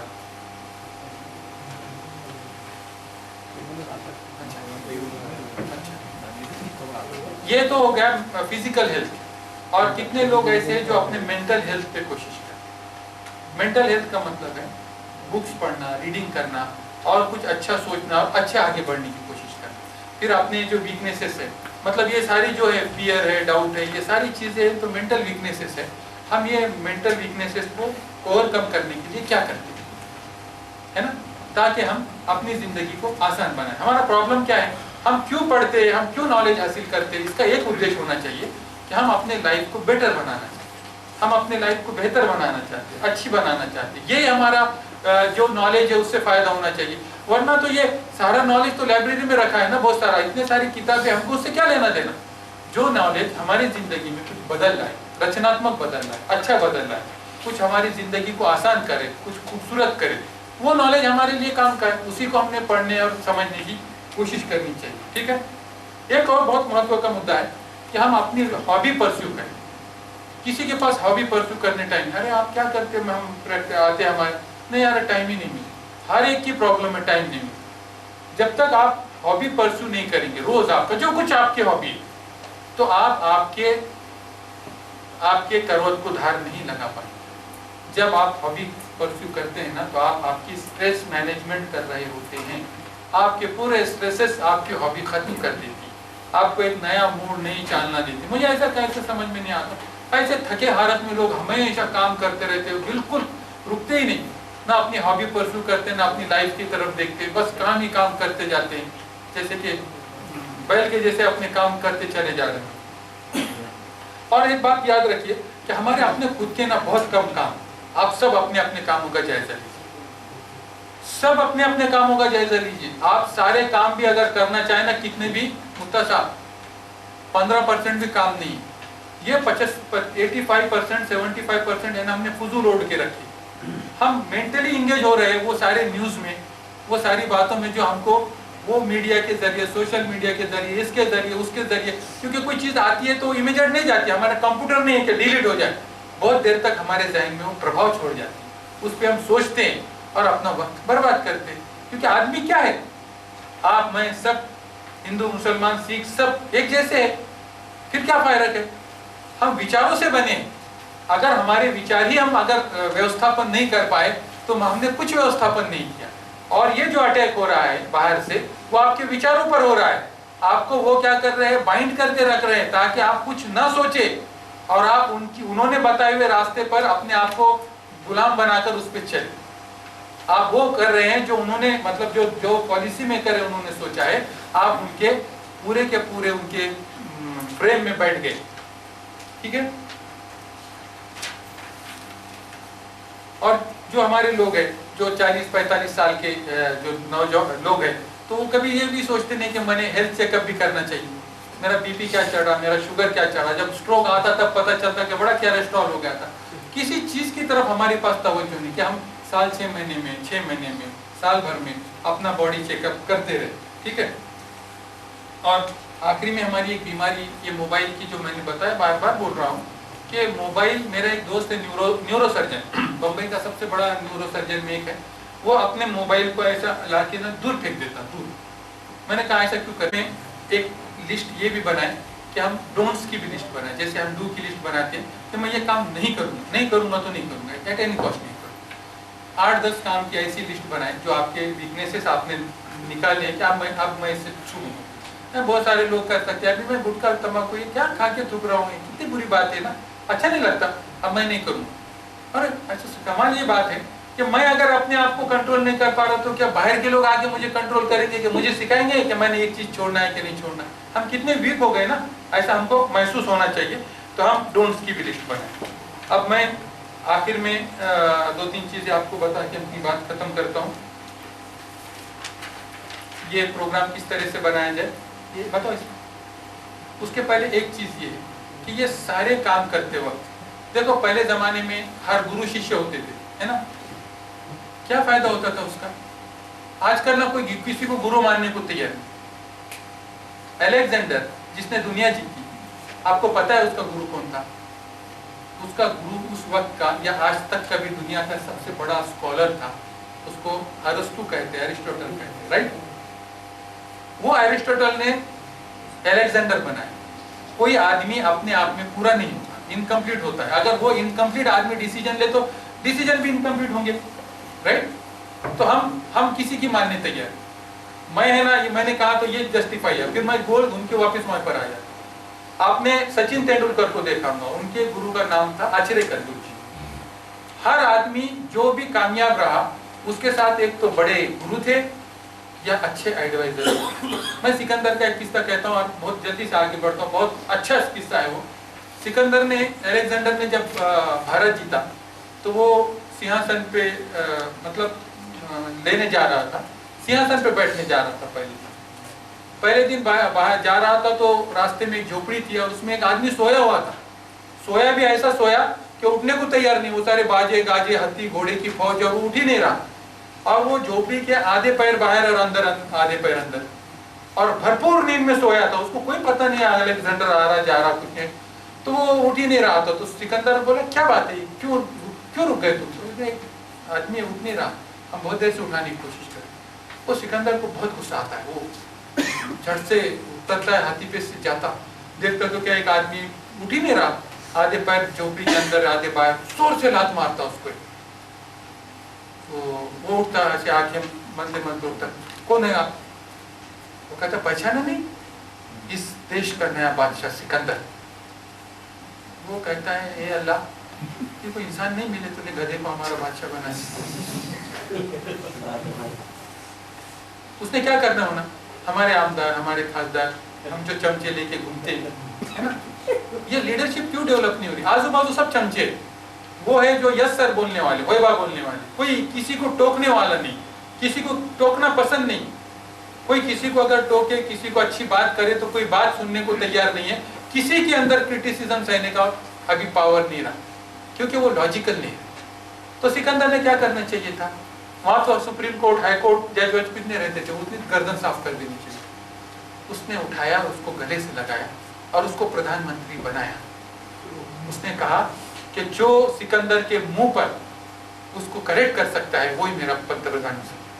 क्या आजकल किसी में ये हिम्मत है कि वो क्रिटिसिज्म को इस अंदाज में ले? तो ये है गुरु और शिष्य। अगर आपके पास गुरु नहीं होगा या आपके पास कोई अच्छे एडवाइजर्स नहीं होंगे तो आपके सक्सेस होने के प्रमाण बहुत हद तक कम होंगे, क्योंकि हर आदमी इनकम्प्लीट होता है। अगर सब 4 लोग मिलके उसके डिसीजन में इन्वॉल्व होते हैं तो हो सकता है उसका डिसीजन बेटर। मैं फैमिली पे ज़्यादा नहीं आऊँगा। कहा मैंने कि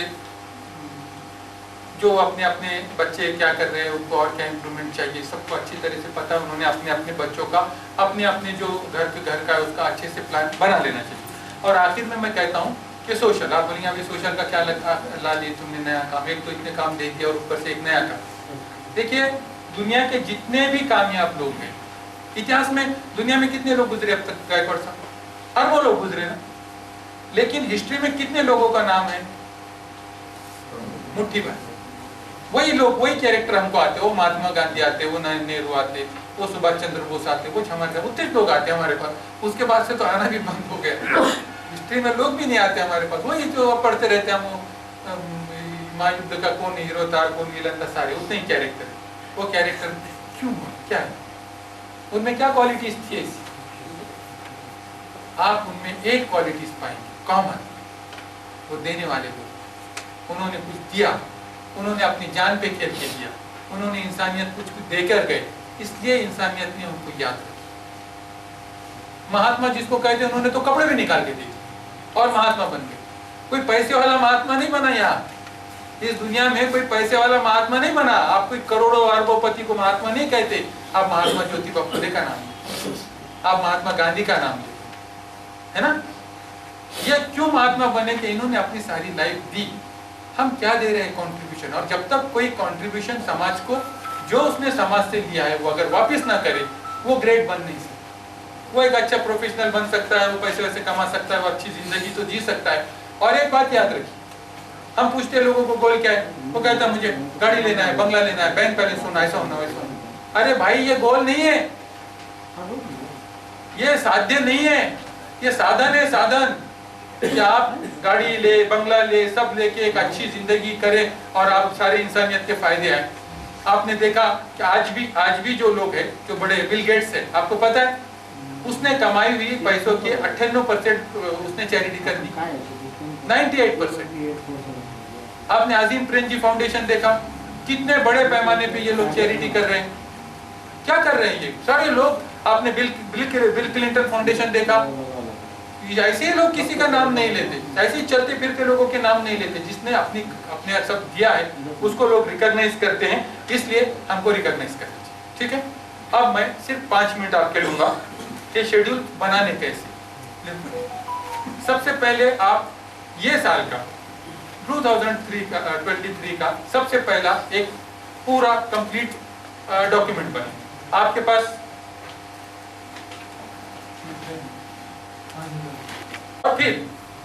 और फिर डेली प्रोग्राम वो वीक के शेड्यूल के अनुसार करता हूँ। ये मेरा एक दिन का प्रोग्राम है।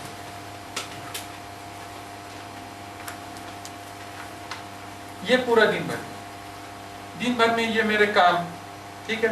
उसके बाद दूसरे काम, इधर मेरे professional phone call, social personal सारी चीजें। दोपहर में फिर क्या करूँगा, शाम में क्या करूँगा, सोने के अंदर पूरा दिन भर का। ये तो आप बोलेंगे बड़ी सर्कस है यार, इतना सारा कहाँ लिखने का। लेकिन एक बार आप ये लिखना शुरू करें ना, तो दिन बहुत आसान होगा। आपके सामने कंप्लीट डायग्राम रहेगा, आप आपका स्कोर बोर्ड देखते रहेंगे और आप जल्दी से जल्दी ये पूरा करने की कोशिश करें। इसका दूसरा फायदा ये है कि आप कोई चीज़ भूलेंगे नहीं। तीसरा चीज़ ये रहेंगी कि आपसे कुछ काम आज रहेगा तो आप उसको कल ब्रिंग फॉरवर्ड करेंगे, ठीक है ना। इस तरह से अगर आप लिखने की आदत डालें, कॉल भी मैंने, आप बोले मुझे फोन कॉल नहीं किया, दे दो मैंने तुमको कॉल किया। मैंने 6 बार कॉल किया साहब आपको, मैंने ये 26 तारीख को किया, मैंने ये तारीख को दी, मेरे पास ठीक है, मैंने ये भी करा, आपने नहीं उठाया तो मैं क्या करूँ, है ना सर। तो ये मेरे पास रिकॉर्ड है कि मैंने सुबह से शाम तक क्या किया, कितने प्रोग्रेस, ये मेरा प्रोग्रेस रिपोर्ट है। तो मैंने क्या कहा, हम सबसे पहले मंथली बनाएंगे, ईयरली बनाएंगे, फिर क्वार्टरली बनाएंगे, मंथली बनाएंगे और फिर डेली बनाएंगे। आपको काम तो ये बहुत मुश्किल लगता है, लेकिन एक बार आदत हुई ना तो फिर आप इसको छोड़ेंगे। ओके, अब आखिर में ये है कि सिर्फ प्लान बनाने से काम नहीं। प्लान बनाने के बाद आपको उसको पीरियोडिक रिव्यू करने की जरूरत है। मतलब ये कि मैं दिन में जब दूसरे दिन बैठता हूँ ना, तो पहले ये देखता कितने ठीक हुए, फिर मैं मार्क्स देता है। देखो यहाँ मार्क्स इसमें लिखे हुए 85 मार्क्स, कि मुझे आज 85 मार्क्स खुश होता है, 85 मार्क्स। लेकिन जब 70 मार्क्स मिलते आ रहे हैं, सारा दिन अच्छा नहीं गया, आज मैंने 30% कम कर दिया, है ना। तो यहाँ पर जब आप मार्क्स देंगे तो आपको वो दिन का पूरा प्रोग्रामिंग भी होगा, आपको मोटिवेशन भी मिलेगा, आपने बहुत काम कर लिया, खुश हो गया, अरे अच्छा जा रहा है ना, अच्छा जा रहा है शेड्यूल। और आप कहीं कम पढ़ रहे हैं तो दूसरे दिन आप क्या करेंगे, स्पीड अप करेंगे। हर चीज का जब रिकॉर्ड होगा ना, देखो ये सिर्फ कामयाब लोगों का काम है। अगर बनना है ये करना है, और नहीं बनना है तो कुछ नहीं करना, फिर आराम करना, है ना। तो ये पूरे शेड्यूल्स आपके साथ क्लियर हो। फिर आप वीक में जब बैठेंगे, अब मैं अगले वीक का शेड्यूल बना रहा हूँ, तो मैं पहले पुराने वीक का देखूंगा ना, करा क्या है, तो फिर उसमें भी जो काम रहेंगे। आप देखो, आप बहुत फास्ट काम करेंगे, जो चीजें रही ना, तो कभी कभी मेरे को 12-1 बजे तक कुछ काम नहीं, इधर उधर अटक गया, तो मैं 1 बजे के बाद बहुत स्पीड में काम कर लेता, किसको फोन वोन करने का है, सब फटाफट करके मैं वो शेड्यूल को पूरा करने की कोशिश करता, क्योंकि ये मेरे साथ अपनी कमिटमेंट है ना सर। और इस तरह से आप वीकली, तो होगा क्या, होता क्या मालूम है आपको, आप शेड्यूल बना देते सालाना, और फिर कब देखते माने में 31 दिसंबर को देखते, जब तक ये कुछ भी नहीं हुआ। अब क्या करेंगे, 31 दिसंबर को देखेंगे तो क्या देखेंगे, कुछ भी नहीं हुआ। आपको अगर देखना है तो आपको उसको रोजाना हमेशा कंटिन्यूअस उसको मॉनिटरिंग में रखना। आप खुद की मॉनिटरिंग करो ना यार, क्या करने का अपने को दूसरों की मॉनिटरिंग करके, क्या करने का सचिन तेंदुलकर वो क्या ना उसका कोहली वली, क्या करने का अपने को सलमान खान से, अपना अपना भी देखेंगे ना खुद। और हम अपना देखेंगे ना तो शायद लोग हमको भी वैसा कुछ समझने लगेंगे आगे चल, है ना। आप चाहते हैं ना कुछ ऐसा बने कि जिससे आपको भी लोग रिकॉग्नाइज करें, अपना भी कुछ नाम हो, ठीक है। तो ये मेरी अंतिम बात थी कि इस तरह से अगर हमारे वीकली रिव्यू होंगे, आप देखेंगे अगले साल अगर आप ये करें, मैं आपको यकीन दिलाता हूँ कि आपके परफॉर्मेंस 10 टाइम्स बेटर, कम से कम 10 टाइम। मैं तो उसको कर ही रहा हूँ ना। और कहाँ पहुँच गया मैं, मतलब इतने सारे 20 साल के अंदर मैंने कई सालों का आगे का सफर तय कर लिया, क्योंकि मुझे वो मोटिवेट करते हैं। मेरे सामने प्रोग्रामिंग होता है, आप भी करें। हम ये प्रोग्राम क्यों रखा है कि हम इसको सक्सेसफुल अगर कर हमने किया है, हम आपको भी उस सक्सेस के राज बताने लगे। और आखिर में किसी सूरत में गिव अप नहीं करना, नेवर। एक बार ठहरा दिया ना तो फिर पीछे आने के सारे रास्ते बंद। तारिक बिन जियाद आपने सुना होगा नाम, उसने क्या किया, वो गया स्पेन के 18 साल की उम्र में, वो उसको सेनापति बना के भेजे, कहाँ पर, स्पेन पे। तो बंदे ने अजीब काम किया, वो समंदर से गया और आते ही पहले सबको हुक्म दे दिया फौज को। 18 साल का था, 18 साल बोले तो मेरे ख्याल से इससे बहुत छोटे, इससे भी छोटे थे। उसने कहा जैसा कि मेरा पहला हुक्म ये है कि हम जिस कश्तियों से आए वो सारी कश्तियाँ जला दो। अरे ये क्या करने लगे, सारी फौज ने कहा ये क्या करने लगे, हम जाएंगे कैसे वहां पे। उसने कहा हम जाने के लिए नहीं आए, एक तो हम जीतेंगे या शहीद होंगे। मैंने भागने के सारे रास्ते बंद कर दिए। और फिर क्या हुआ, फिर उन्होंने स्पेन पे 800 साल हुकूमत की। हम कब अपने रास्ते बंद करेंगे भागने के, और जब तक हम भागने के रास्ते बंद नहीं करेंगे ना, तब तक हम कोई खातिर का कामयाबी हासिल नहीं कर सकते। हमको ये सोच लेना चाहिए कि एनी कॉस्ट हमको गिव अप नहीं करना। मैं शेर से मुतासिर नहीं हूँ, मैं कभी भी अपने लिटरेचर में या मेरे किधर भी, मैं शेर को बहुत ज़्यादा, मैंने आपने देखा नहीं होगा शेर आया, शेर के जैसा फोटो वोटो लगाए। मैं मुंगी से मुतासिर हूँ।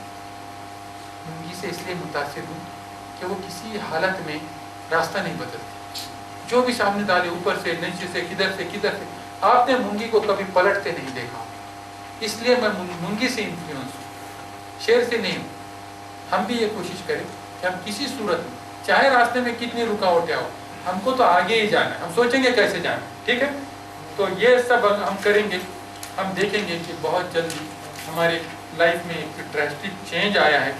और ये प्रोग्राम कामयाब हो गया कि आपने बहुत अच्छे से, अभी नहीं अगले साल कामयाब जब आप करेंगे। अभी तो ये तो खाली एक लेक्चर है, लेकिन जब इसका इम्प्लीमेंटेशन होगा हम देखेंगे कि इतने सारे न्यूक्लियर पावर बैठे हैं सब, हम समाज को कुछ देना चाहते हैं। हम अपने हम कब तक रोते रहेंगे कि ये बहुत बुरा चल रहा है, या ऐसा हो रहा है वैसा हो रहा है। अरे अपने गांव को अपने गांव में आग लगी है तो क्या करेंगे आप, देखते बैठेंगे या आप ही उठा के घर को आग लगा देंगे। हम तो ये करेंगे कि पानी डालने की कोशिश करेंगे, लगाना ऊपर दुनिया को आग। हम आग लगाने वालों में से नहीं बनेंगे, हम पानी डालने वालों से बनेंगे। हम अपने देश को, अपने समाज को कुछ कंट्रीब्यूशन देंगे जिसका हम पर हक है, हमारे देश का, हमारे समाज का, कि हम उसको कुछ दें। इसलिए हमको ये काम करना है कि हम अच्छे बन गए तो बस अपने घरों को रह गए। जब हम अच्छे बनते हैं तो समाज की हमसे उम्मीद होती है कि वो हमको भी लेके उठे, अपलिफ्टमेंट करे। और ये हमारा प्रोग्राम होना चाहिए कि हम समाज को एक बेहतरीन दें, हमारा भी फायदा और सारी दुनिया का फायदा। मैं अपने शेर के साथ बात खत्म करता हूँ। किसको कोई सवाल है तो कर लीजिए, वरना टाइम 8:15 बज गए, प्रोग्राम हमारा 8 बजे तक ही था। अगर कोई सवाल है तो ठीक है, नहीं तो फिर आप पर्सनल मिलकर भी उससे सवाल पूछ सकते हैं, ठीक है। तो मैं आखिर में एक बार शेर बोलता हूँ, जैसा शुरू किया था तो और शेर से खत्म करता हूँ। तो आपको कम से कम कुछ याद नहीं रहे तो कम से कम शेर भी याद रहेगा। सितारों से आगे जहां और भी है, इस इश्क के इम्तिहान और भी। सितारों से आगे जहां और भी है, इस इश्क के इम्तिहान और भी है। इन्हीं रोजे शब में उलझ के न रह जा, इसी रूटीन में इन्हीं रोजे शब में उलझ कर न रह जा, तेरे सामने जमीन मकान और भी है, तू शाहीन है। ये शायर क्या कहता है हमारे लिए, सबके लिए। शाहीन का मतलब ईगल। ईगल की खास बात क्या होती है मालूम है? ईगल का कोई बसेरा नहीं होता और वो किसके पहुंच में नहीं होता, सारी दुनिया उसके पहुंच में होती है, जब चाहे अपना शिकार आके ले सकता है। तो शायर ने क्या कहा, सबको एड्रेस कर रहा है आपको, और हम सबको शाहीन बनना है, सबको। तू शाहीन है परवास का। परवास मतलब बहुत आसमान में ऊंची उड़ान। तू शाहीन है परवास काम तेरा, तेरे सामने आसमां और भी है। धन्यवाद।